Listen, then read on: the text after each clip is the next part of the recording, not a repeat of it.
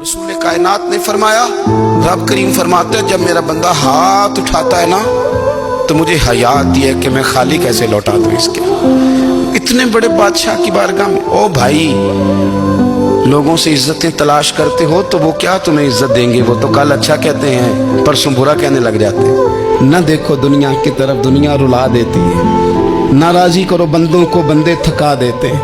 न पीछे भागो, हर वक्त दुनियादारों के ये इंसान को कमजोर कर देते हैं। वो तो करीम ही बड़ा है। दो आंसू जमीन पर बाद में गिरते हैं, बंदे के गुनाह सारे पहले माफ फरमा देता है। नबी पाक अलैहिस्सलाम ने फरमाया, अपने दुख लोगों के सामने ना बयान कर दो, सेठों नवाबों को ना बताते फिरना, दुनियादारों के सामने जाके ना रोना कि मैं तकलीफ में हूँ। फरमाया अगर दुनियादारों को दुख बताओगे रब तुम्हें कभी गनी नहीं करेगा। और लोग हैं कि उल्टा मजाक उड़ाएंगे। आपकी जिससे बड़ी पक्की यारी है ना, पक्की, वो तब तक पक्की है जब तक आपने 50,000 मांगा नहीं।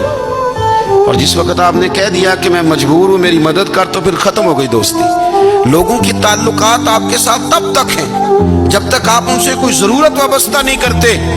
करीम आबू फरमाने लगे, बंदों के सामने दुख ना बयान करना, अल्लाह तुझे कभी गनी नहीं करेगा।